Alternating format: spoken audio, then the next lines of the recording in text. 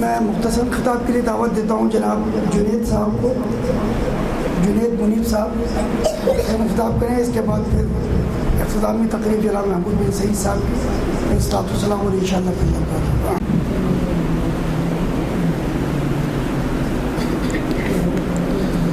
نحمدہ ونصلی علی رسولہ الکریم۔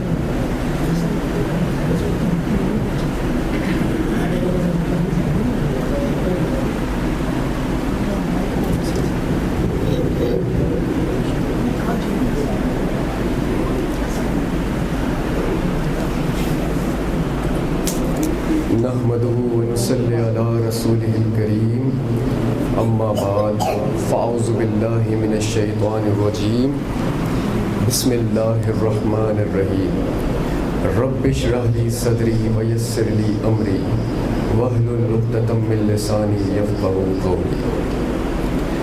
نام لیوا تیرے ڈھونڈا جو میں انسانوں میں، نام لیوا تیرے ڈھونڈا جو میں انسانوں میں، چند انسان نظر آئے مسلمانوں میں، ظاہرہ جن میں وجاہت کا نہیں نام و نشان، پاس کوڑی بھی نہیں جن کے گرے بانوں میں، جن کے رہنے کا ٹھکانہ ہے نہ سونے کی جگہ، جن کے رہنے کا ٹھکانہ ہے نہ سونے کی جگہ، جن کا بستر کبھی مسجد کبھی ویرانوں میں، اور جو لوگ ان اللہ والوں کی مخالفت کرتے ہیں، ان پہ بہتان لگاتے ہیں، ان پہ کفر کے فتوے دیتے ہیں، تو ان کے لیے شاعر فرماتے ہیں، فرقوں سے نہ شیرازہ پریشان کرو، فرقوں سے نہ شیرازہ پریشان کرو، امت پہ خدارا یہی احسان کرو،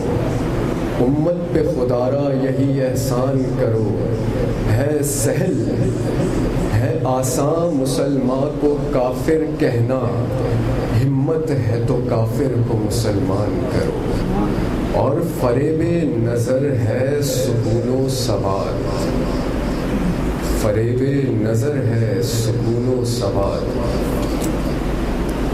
ہم لوگ جب نارتھ کی طرف جاتے ہیں، ناردرن ایریاز کی طرف، تو آپ لوگوں کو سفید پوش پہاڑ نظر آتے ہیں، بہت ہی کوئی ساکت ہوتے ہیں، ان میں کوئی ہل جل نہیں ہوتی اور بڑے قوی نظر آتے ہیں۔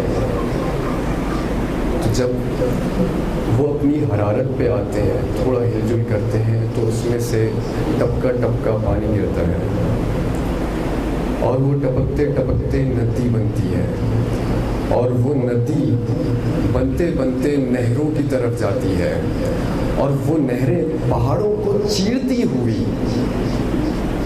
دریا بنتی ہیں، وہ جوئے کوہستان اچکتی ہوئی، اٹکتی لچکتی سرکتی ہوئی، اچھلتی پھسلتی سنبھلتی ہوئی، بڑے پیچ کھا کر نکلتی ہوئی، رکے جب تو سل چیر دیتی ہے یہ، پہاڑوں کے دل چیر دیتی ہے یہ، پہاڑوں کے دل چیر دیتی ہے یہ۔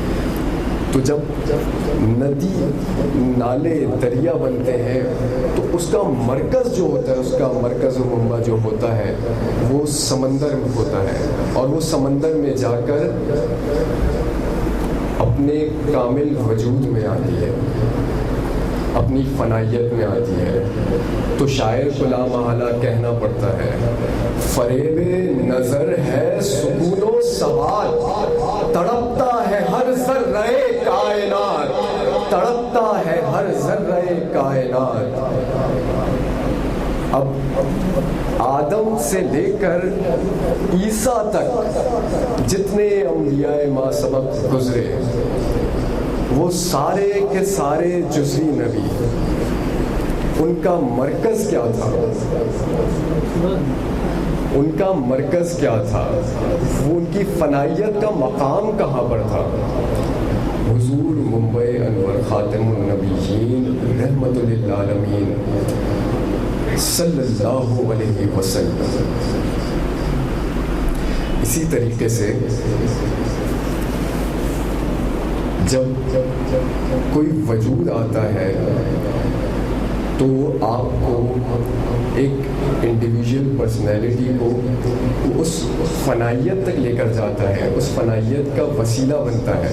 اب لوگ کہتے ہیں کہ وسیلے تلاش نہیں کرنے چاہیے، وسیلے تلاش کرنے کے حوالے سے بہت سارے ہمارے حضرات اس پر اعتراض کرتے ہیں۔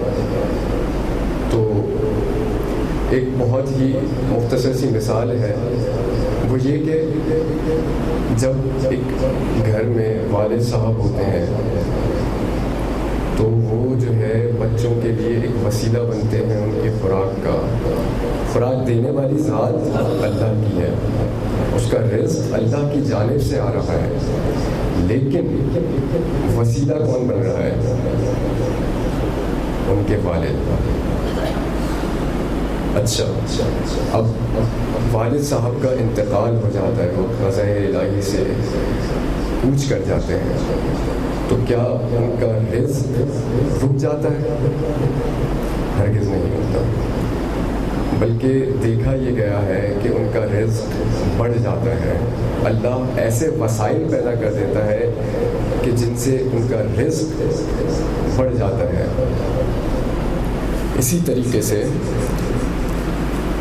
شاعر کو یہی کہنا پڑا کہ فریب نظر ہے سکون و ثبات، تڑپتا ہے ہر ذرہ کائنات۔ جو اللہ کا وجود ہوتا ہے، اللہ تعالیٰ کی حمد بیان کرنے آتا ہے اور حمد نافذ کرنے آتا ہے۔ اب ایک ایگزامپل لے لیں، آپ سب نے یہاں پہ جو نوجوان بیٹھے ہیں انہوں نے ایک پریکٹیکل ضرور کیا ہوگا کہ ایک اسٹیل کی کیل ہوتی ہے، اس کے گرد وائر باندھا جاتا ہے اور اس کے سامنے ایک میگنیٹ رکھ دیا جاتا ہے۔ بظاہر تو میگنیٹ اور اسٹیل کی کیل ایک دوسرے کو اٹریکٹ نہیں کرتی، بظاہر اسٹیل کی کیل میگنیٹ کے ساتھ اٹریکٹ نہیں کرتی، لیکن جب اس اسٹیل کی کیل کے اوپر وائر باندھا جاتا ہے اور اس کے اندر بجلی دوڑائی جاتی ہے تو وہ جو اسٹیل کی کیل ہوتی ہے اس کے اندر بھی اٹریکشن پیدا ہو جاتی ہے۔ وہ اٹریکشن میگنیٹ کی طرف کھینچتی ہے اور میگنیٹ اور تیزی سے اس اسٹیل کی کیل کو اپنی جانب کھینچتا ہے۔ بس یہی مثال ہے اللہ کی اور بندے کی، اور جو بجلی ہوتی ہے جو تڑپ پیدا کرتی ہے اس اسٹیل کی کیل کے اندر، وہ وجود اللہ والے کا ہوتا ہے۔ اسی لیے شاعر کہتا ہے فریب نظر ہے سکون و ثبات، تڑپتا ہے ہر ذرہ کائنات۔ چونکہ وقت بہت قلیل ہے، اپنے تمام تقریر کا، اپنی تمام لفظوں کو ایک کوزے کے اندر بند کرتے ہوئے یہ شعر پڑھتا ہوں کہ اپنے مرکز کی طرف مائل پرواز ہے سب، اپنے مرکز کی طرف مائل پرواز ہے سب، ارتقاء سب کا ہے ہر آن مسلسل جاری، وآخر دعوانا الحمدللہ۔